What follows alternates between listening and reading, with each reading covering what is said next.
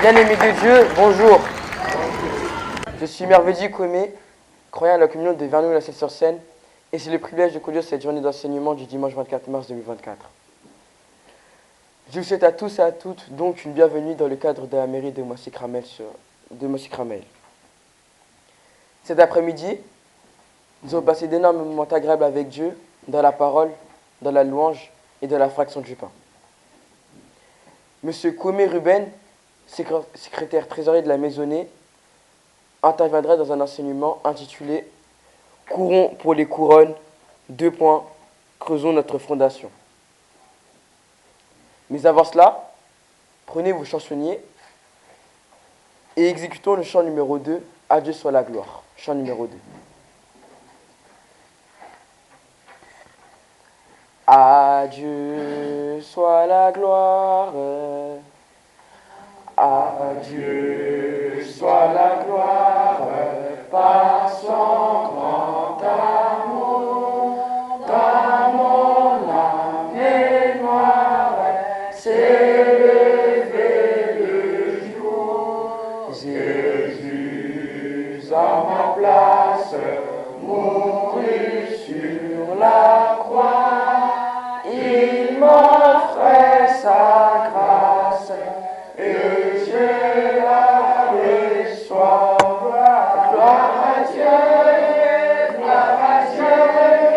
tel écoute sa voix. Gloire à Dieu, mon Dieu, réjouis-toi. Ô frères, ô Père, le Christ vainqueur, que toute la terre chante en son honneur. De Jésus la joie remplit notre cœur, qu'importe qu'on voie tout notre bonheur, selon sa promesse, Jésus changera de la détresse quand il reviendra. Gloire à Dieu, qu'elle écoute sa voix. Gloire à Dieu, mon Dieu, réjouis-toi. Ô venez au Père, le Christ vainqueur, que toute la terre chante en son honneur. Dieu, merci pour cette communion que tu as protégée, tu as bénie. Nous te remercions pour cette journée d'enseignement qui a se passé justement triomphante. Tu protèges, tu es béni. Nous te remercions car tu nous as fait nous déplacer pour écouter ta parole et la mettre en pratique dans ce monde pervers et corrompu. Au nom de Jésus-Christ, Seigneur de gloire. Amen. Amen. Avant de recevoir notre enseignant, veuillez vous lever et chantons ensemble le chant numéro 47, Le sage est sur le roc. Chant numéro 47.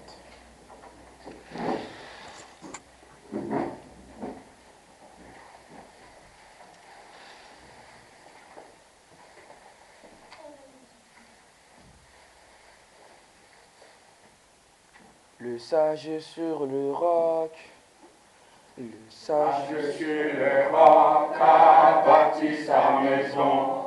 Le sage sur le roc a bâti sa maison. Le sage sur le roc a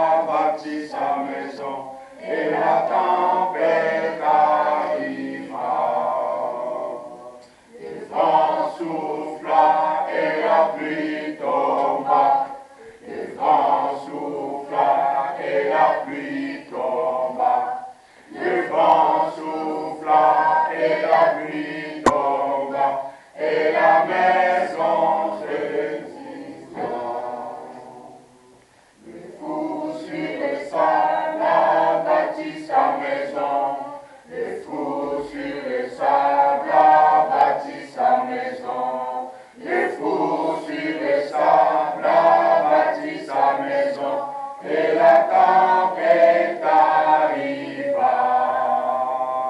Le vent souffla et la pluie tomba. Le vent souffla et la pluie tomba. Le vent souffla et la pluie tomba. Et la maison s'écroula. Enfant sur les cris, viens bâtir sa maison. Enfant sur les cris, viens bâtir sa maison. Enfant sur les cris, viens bâtir sa maison. Et la tempête arrivera. Le vent soufflera et la pluie tombera. Le vent soufflera et la pluie tombera. Le vent soufflera et la pluie tombera. Et la maison résistera.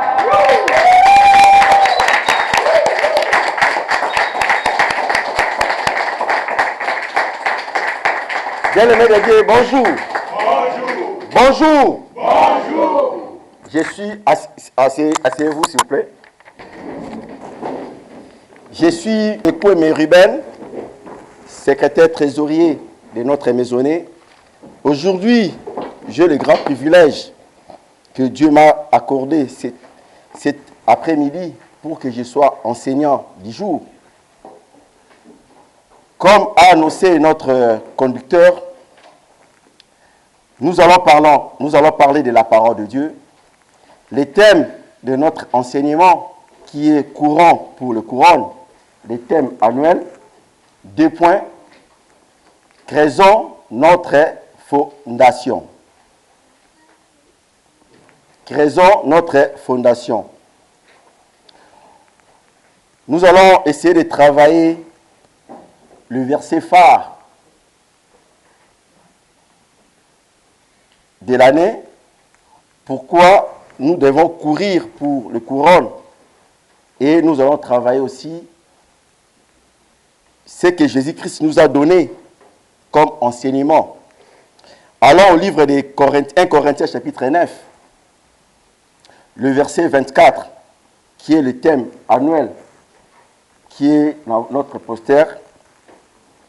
Ne savez-vous pas que ceux qui courent dans les stades courent tous, mais qu'un seul emporte les prix? Courons de manière à emporter.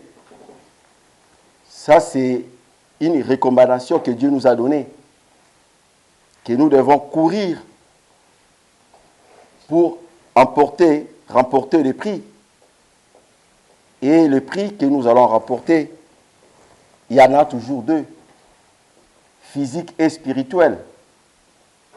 Physique, c'est que nous vivons aujourd'hui, et spirituel, au retour de notre Seigneur Sauveur Jésus-Christ, que nous allons le vivre. Et nous allons le voir dans le livre, plus loin dans la deuxième partie, pourquoi Dieu nous a demandé de remporter des prix. Allez au livre de Matthieu chapitre 7. Ici, nous allons voir la première occurrence dans les paraboles de Jésus-Christ qui parle à propos de notre enseignement qui est « Créons notre fondation ».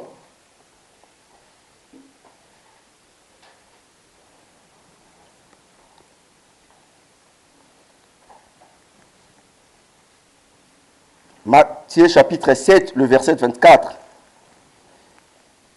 La parole de Dieu déclare, « C'est pourquoi quiconque entend ces paroles que je les dis et le met en pratique sera semblable à un homme prudent qui a bâti sa maison sur les rocs. » Ça, c'est un verset, parfois nous le lisons, mais nous avons la difficulté de le comprendre. Mais aujourd'hui, nous allons essayer de décortiquer pour comprendre qu'est-ce que voulait dire notre Seigneur Sauveur Jésus-Christ. Parce que des fois, quand il parlait, il y avait des gens qui comprenaient. Et il y a des gens qui ne comprenaient pas les paraboles. Même les disciples qui étaient avec eux, ils lui posaient la question, mais maître, qu'est-ce que tu as dit? Nous, on n'a pas compris. Il lui réexpliquait après. Ici, Jésus-Christ, il était toujours confronté avec les hommes de la loi, qu'on appelait les docteurs de la loi, les religieux, qui connaissaient la parole de Dieu. C'est ainsi Jésus-Christ, il parlait, et tant que les hommes qui avaient la connaissance de la parole de Dieu. C'est pourquoi quiconque entend ces paroles que j'ai dites et le met en pratique sera semblable à un homme prudent qui a bâti sa maison sur les rocs. Si vous dites comme ça à quelqu'un, parfois il ne va pas bien comprendre. Mais nous allons essayer de comprendre. Quand on parle de quiconque, il fait référence à celui qui est disposé à croire la parole de Dieu, à recevoir Jésus-Christ dans sa vie. Ici, Jésus-Christ, il parlait, il n'était pas en Afrique, il n'était pas en Amérique, il était en Israël. Mais cette parole nous concerne aussi, nous qui sommes venus de gauche à droite, mais parce que nous vivons dans cette administration de la grâce. Quiconque, à toute personne qui est disposée à croire, à recevoir Jésus-Christ dans sa vie, quiconque, comme vous le savez, quand on parle de tout, nous parlons de tout avec distinction et le tout sans exception. Toute personne qui croit, c'est pourquoi quiconque, il parle directement à Israël, quiconque entend ici signifie entendre au point de croire. Ce n'est pas entendre pour bafouer, pour rejeter ou donner le dos, mais à la personne qui est disposée à croire et qu'il attend. Il a l'envie, comme on dit, il a la passion de comprendre. Quiconque attend ces paroles, voilà. Et tout le monde n'a pas l'occasion de pratiquer, mais ils ont l'occasion d'attendre. Mais ici, quiconque qui entend et exécute avec action de croyance. Bon, ce sont des gens qui sont bien disposés à croire et à pratiquer la parole. Le mot parole est au pluriel, qui est logos, la parole déclarée. Et vous le savez bien comme moi, Jésus-Christ n'a pas parlé sa parole à lui ou ses opinions, mais il parlait toujours selon la volonté de celui qui a fait quoi? Qui l'a envoyé.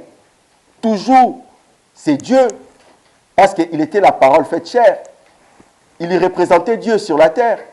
C'est lui qui était le maître. C'est lui qui est la ligne rouge que nous suivons. Parce qu'il n'a jamais parlé sa doctrine, parce qu'il ne l'avait pas. Mais c'était la doctrine que Dieu l'a donnée. C'est la parole de Dieu que Dieu lui a donnée, qui a fait le sien. Il a pratiqué sa parole. Il a comparé cette parole. Et il a fait comme c'était lui. Nous sommes toujours dans le verset. Quiconque entend ces paroles que j'ai dit et fait quoi? Le met en pratique. Quiconque, celui qui est disposé à croire, et il le croit, cette parole, pour le pratiquer. Il a envie de pratiquer cette parole. Et si il prend tout cela, il a entendu, et il va faire quoi? Il va les pratiquer.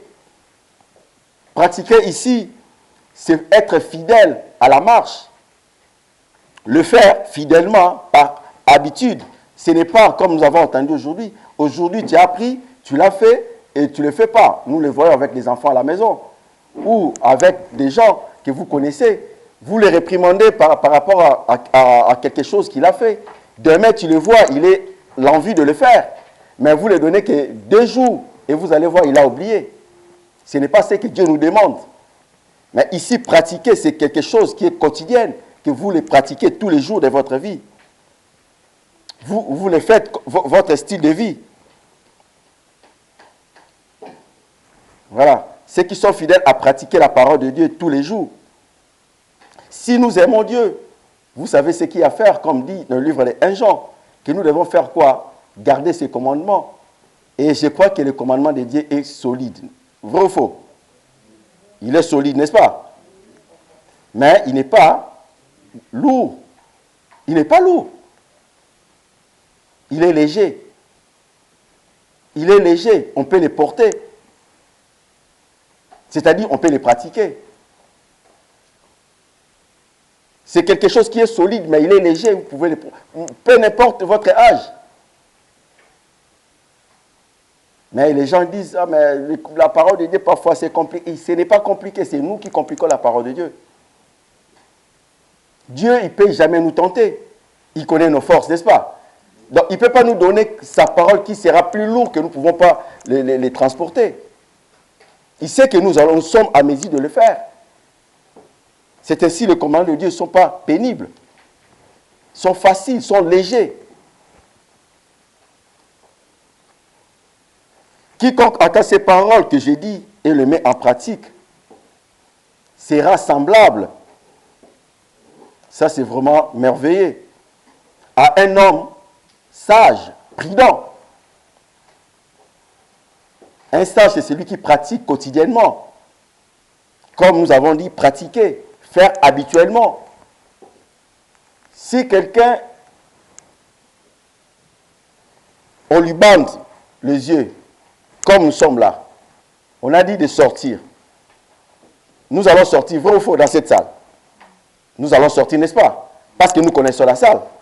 Mais si vous venez dans une salle la première fois, on vous bande les yeux, vous ne savez même pas où se trouvent des portes pour sortir. Donc un sage, c'est celui qui connaît déjà et qui pratique. Il sait que si je fais celui-là, cet exercice, je serai bien. Mais si je ne fais pas celui-là, je vais pas gagner. Comme on dit aux enfants, quand vous travaillez le cours à la maison, vous faites la répétition, vous serez toujours des gagnants. Mais si vous ne faites pas les exercices à la maison, vous ne révisez pas, vous ne serez jamais des sages, des intelligents à l'école. Parce que la sagesse, c'est la parole appliquée. Même les joueurs, ils vont à l'entraînement. Voilà, donc c'est vraiment important. Donc nous devons pratiquer la parole. Et en pratiquant que nous sommes des sages, sera semblable à un homme prudent, sage, qui a bâti sa maison sur les rocs. C'est là où nous allons comprendre. Bâtir sur les rocs. Bâtir, c'est les mots que vous connaissez bien. C'est la fondation, n'est-ce pas? Qui est témélio. Les rocs est le mot grec qui signifie Pétra. Ici fait allusion à Jésus-Christ, qui est la pierre angulaire.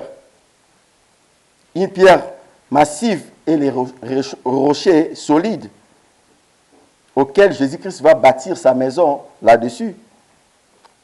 Son église, quand je parle de la maison, son église. Parce que ici, quand Jésus-Christ il parlait, un homme prudent qui a bâti sa maison sur les rochers, il fait allusion à lui-même. Parce qu'il savait que c'est lui qui est la parole incarnée. Et c'est lui qui est les pierres angulaires, les rochers les plus solides. Les mots sûrs et les propositions grecques épi.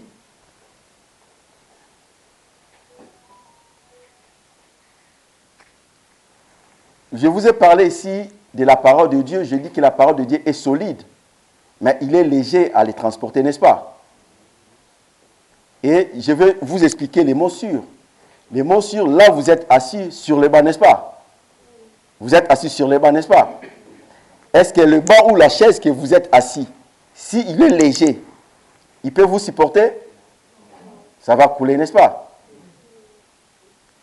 Donc, sûr, c'est-à-dire, vous posez la charge dessus. Donc, nous devons poser la charge sur les rochers. Les rochers, c'est Jésus-Christ. La chaise que vous êtes assis, c'est Jésus-Christ. Vous êtes assis sur lui. Vous êtes fondé sur lui. C'est ça. Donc, vous donnez votre force sur Jésus-Christ. Parce que c'est lui qui est la fondation. Nous voyons des arbres, si vous regardez à gauche, à droite, vous promenez, il y a des arbres plus longs.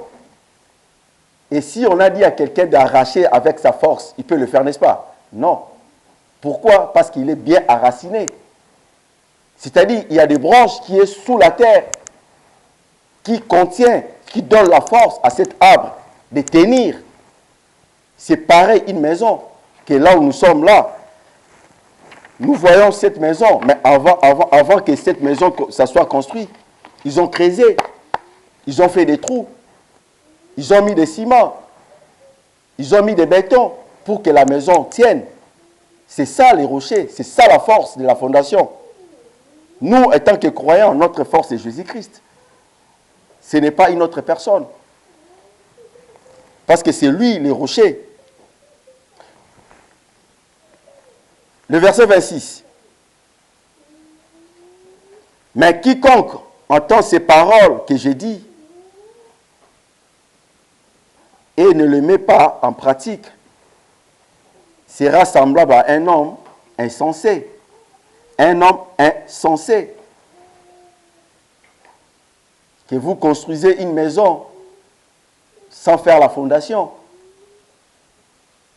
Vous venez de chanter les sages rocs.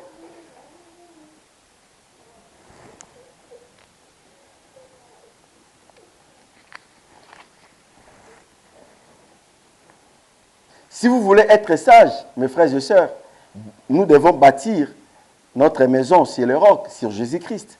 Mais si nous voulons ne pas être sages, nous allons bâtir sur n'importe quoi. Vous entendez comme moi, il y a des gens qui cherchent des choses, qui aiment avoir la vie facile. Ils vont aller chez les féticheurs, chez les marabouts, pour avoir ce qu'ils veulent. Mais s'ils ont échoué, ils commencent à pleurer. Ah, le marabout m'a trompé. Ah, le marabout est comme ça. Mais vous savez que Jésus-Christ est le Fils de Dieu. Il nous a ramené la parole de Dieu. Or, Dieu a mis sa parole au-dessus de sa renommée, c'est-à-dire au-dessus de ses valeurs. Donc, c'est-à-dire, sa parole a plus de valeur que lui-même. Et il a donné ça à Jésus-Christ. Et c'est Jésus-Christ qui est notre rocher, notre voie, que nous devons, notre maître que nous devons suivre. Si nous mettons notre confiance à Dieu, à travers sa parole, nous ne serons jamais échoués. Ni nous serons jamais déçus. Parce que nous sommes assis sur la meilleure fondation que le monde ne peut jamais nous donner.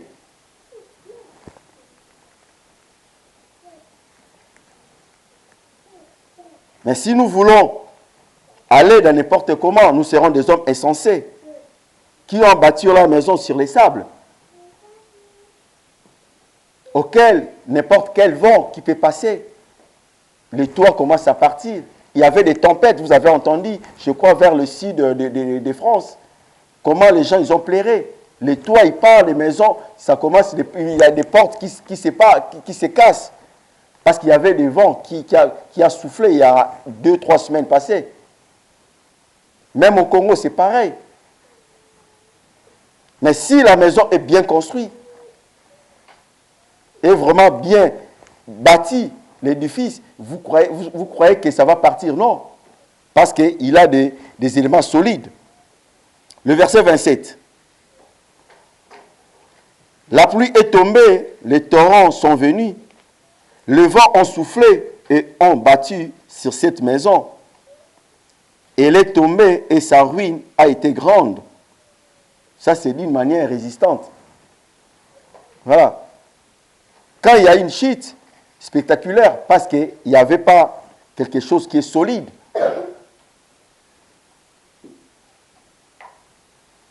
Rappelez-vous, dans la maison sur les rocs, regardez l'intensité des attaques. Quand il y a la pluie est tombée, les torrents sont venus. La figure de rhétorique qui est polysendète met en phase sur chaque composante ici, et les vents ont soufflé et se sont jetés contre la maison. Et en d'autres termes, les attaques massives, quand ils arrivent, il n'y a personne qui peut résister avec. C'est pareil que nous, nous sommes des croyants. Nous avons des attaques qui viennent de gauche à droite. Ça peut être au travail, ça peut être à l'école, ça peut être avec des amis, ça peut être des problèmes, que ça peut être financier ou pas, ou matériel, que vous avez abusé ou abîmé quelque chose d'un ami. Toutes ces pressions. Mais nous devons savoir comment résister à cela. Parce que l'adversaire, quand il attaque vraiment. Il ne fait pas léger. Hein. Quand il attaque, il attaque. Il ne fait pas des jeux avec nous. Parce qu'il sait qu'avec nous, il ne peut pas faire des jeux.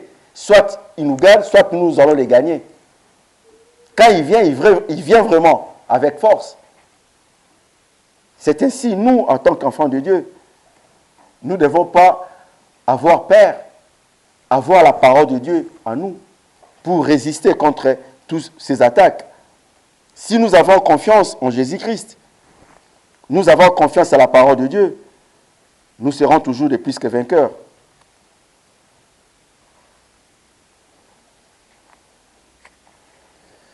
Bien, Jésus-Christ est les clés passe-partout à l'interprétation de la parole de Dieu. Il est le standard dans lequel toute la vie est évaluée. Ça dépend comment vous travaillez la parole de Dieu. Il y a eu beaucoup de disciples dans cette vie qui admirent des aspects dans leur vie aussi. Mais je ne suis pas dupé si le fondement n'est pas l'exactitude selon l'intégrité de la parole de Dieu. Mais si nous avons la connaissance véritable de notre Seigneur Sauveur Jésus-Christ, alors nous allons vivre dans un château solide et non dans un château de carton.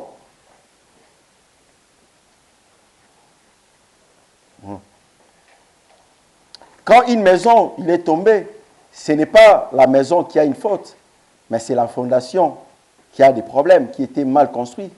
C'est l'architecte qui a des problèmes ici en France. Quand vous construisez une maison, on donne toujours la garantie des 10 ans. Pourquoi?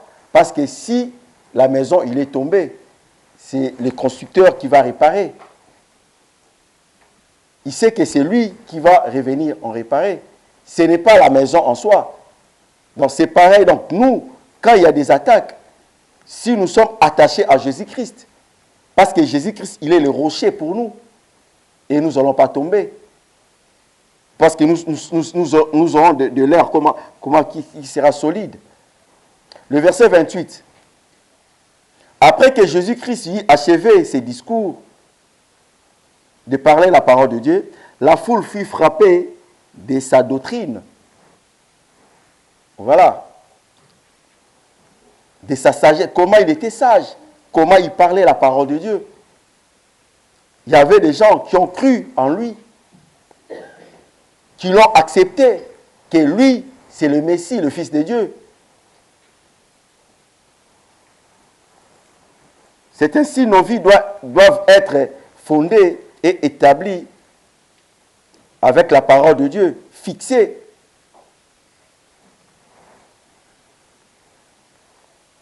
Et il doit être profond. Tout cela, c'est la parole de Dieu. Si nous n'avons pas la parole de Dieu, nous n'avons pas confiance à Dieu, nous ne lisons pas la parole de Dieu, nous ne travaillons pas la parole de Dieu, mes frères et sœurs, nos vies ne seront pas fondées. Nous serons comme le vent. Quand il y a une pression, nous bougeons et nous pouvons tomber facilement. Mais si nous sommes solides avec la parole de Dieu, jamais nous serons ébranlés.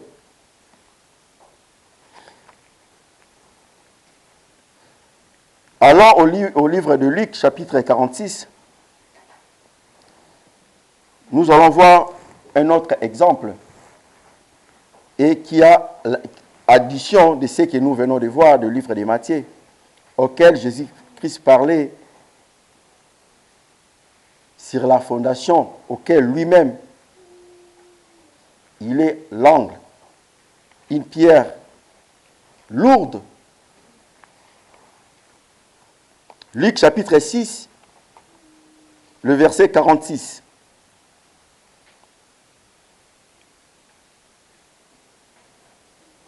Je lis, « Pourquoi m'appelez-vous Seigneur ?» Il a répété, « Seigneur. » Pourquoi m'appelez-vous Seigneur? Il a répété, « Seigneur. » Pour attirer l'attention. Et ne faites pas ce que je vous recommande. Voilà. Vous m'appelez Seigneur, Seigneur. Vous êtes de flatteurs. Vous ne voulez pas pratiquer ce que je vous demande de le faire. Mais Dieu veut que nous puissions entendre et le faire. Nous devons pratiquer. 47. Je vous montrerai à qui est semblable tout homme qui vient à moi, attend mes paroles et le met en pratique. Parce que la partie où il parlait en premier, les gens l'appelaient Seigneur, Seigneur. Ils sont des flatteurs. Mais il va leur montrer le deuxième groupe de gens qui pratiquent la parole de Dieu. Ou ils ne sont pas des flatteurs. Les gens qui ont envie de croire la parole de Dieu. Les quiconques qu'on a parlé avant. C'est ce groupe, les gens-là, qui ont soif de croire la parole de Dieu et d'entendre et de pratiquer la parole. Ces groupes de ces gens-là que je vais vous montrer. Vous allez voir la différence.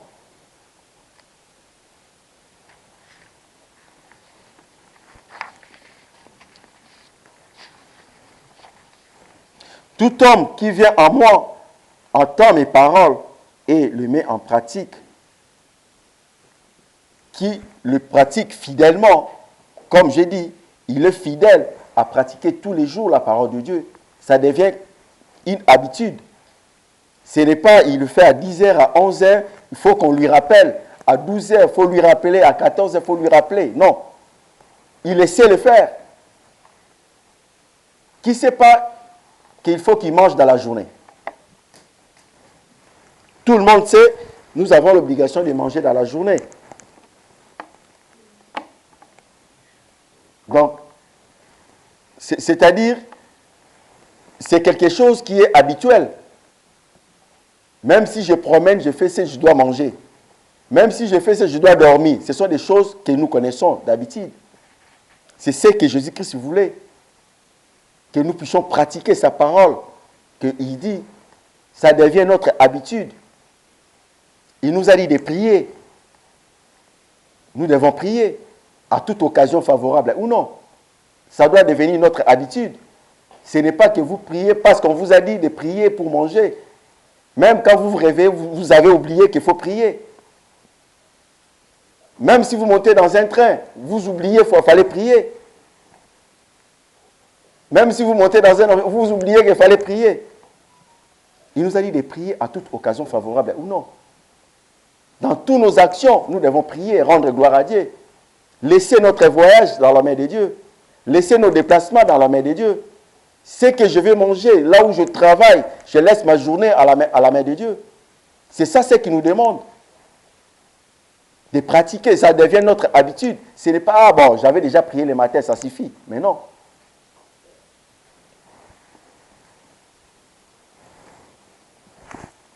Ça prouve l'amour que nous avons envers notre Dieu.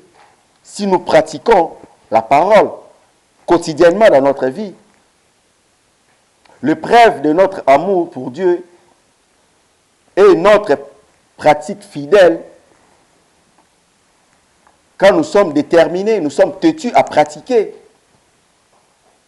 il faut que je le fasse. Non, avant de dormir, il faut que je fasse ma prière. Avant de manger, il faut que je fasse ma prière. Même à l'école, on ne vous dit pas que quand vous priez, il faut déranger les voisins. Vous fermez. J'étais avec Anaël, je crois, hier. Il me parlait un truc, je faisais la prière. Après, il m'a dit, mais papa, je t'ai parlé. Quand j'ai fini la prière, je dis, je priais.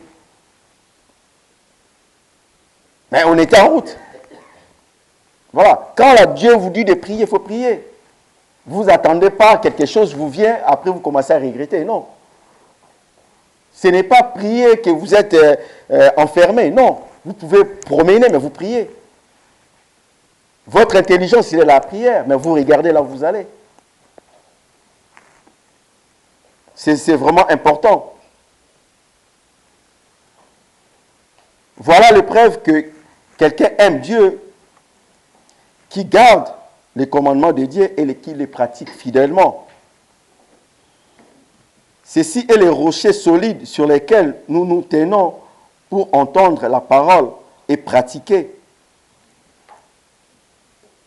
Et toute autre chose que nous entendons et nous ne voulons pas pratiquer, c'est du sable. Et si nous avons Jésus-Christ dans notre vie, nous devons obéir à tout ce qu'il nous a donné comme parole de Dieu. Le verset 47 et 48. Je vous montrerai à qui est semblable tout homme qui vient à moi, entend ces paroles et met en pratique. Il est semblable à un homme qui bâtit une maison. Regardez bien. Qui a bâti une maison, a creusé. Creuser, vous l'avez vu combien de fois? Creuser, creuser. Et au début, Jésus-Christ, il a dit, pourquoi vous m'appelez Seigneur? Il a répété encore combien? 2 fois. Seigneur. Ça, c'est l'établissement. C'est quelque chose qui est vraiment important, qui attire notre attention. Il a creusé, c'est-à-dire, il a fait les premiers trous. Si le premier trou, il a fait de 1 mètre, il avait fait 2 fois, ça fait combien? 2 mètres. Si tu fais de 2 mètres, tu feras 4 mètres. Tu fais de 10 mètres, ça fera 20 mètres. Il a creusé. C'est-à-dire, ça c'est la profondeur. C'est ça ce que Jésus-Christ veut de nous. Il a creusé bien avant et a posé les fondements. Sur les rocs. Voilà. Je vous ai dit, vous connaissez bien les chansons Temelio que nos vaillants ont chantées, qui signifie la fondation. Les rocs, les sages sur les rocs. Les rocs, c'est Jésus-Christ qui est Petra, les mots grecs. La suite du verset, une inondation est venue et le torrent s'est jeté contre elle, cette maison, sans pouvoir faire quoi? Les détruire. Il ne peut pas les détruire, l'écraser, l'abîmer. Parce que la maison, elle était comment? Bien creusée, 2 fois. C'est vraiment important.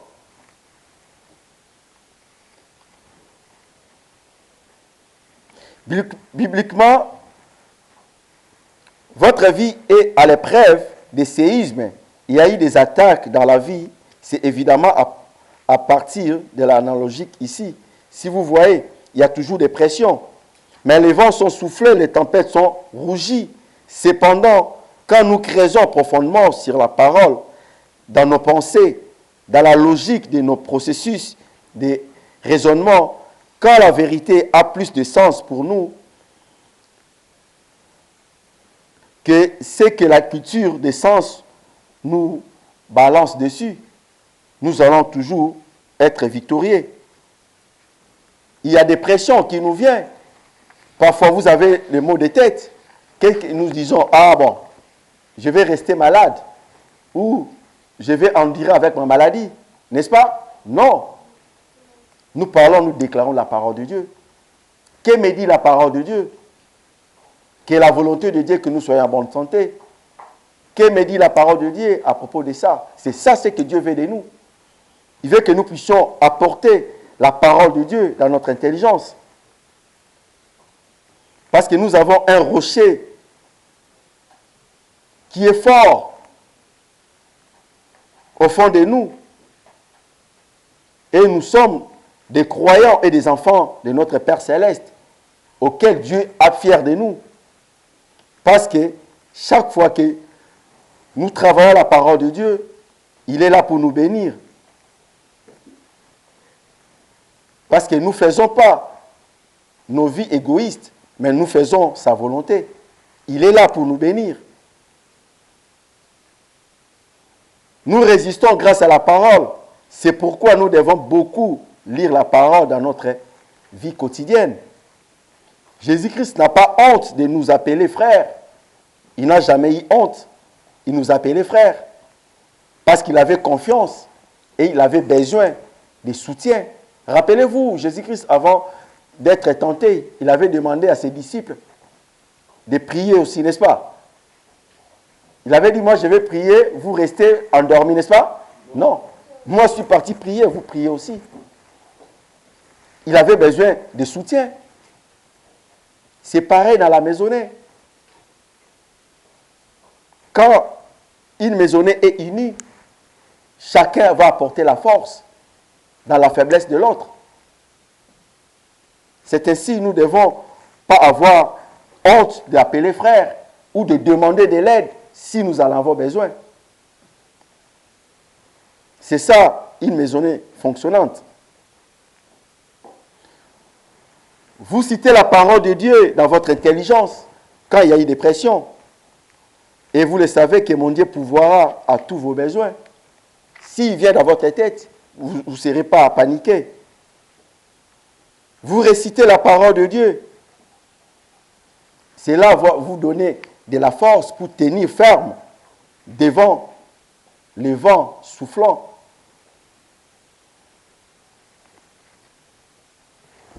Et cela nous permet de bâtir notre croyance sur le roc. Et si nous bâtissons sur le roc, nous ne serons jamais battus. Comme nous avons vu dans le verset, ça ne sera jamais ébranlé la maison.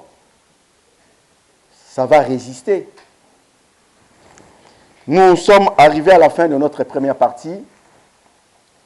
Que vos cœurs soient bénis.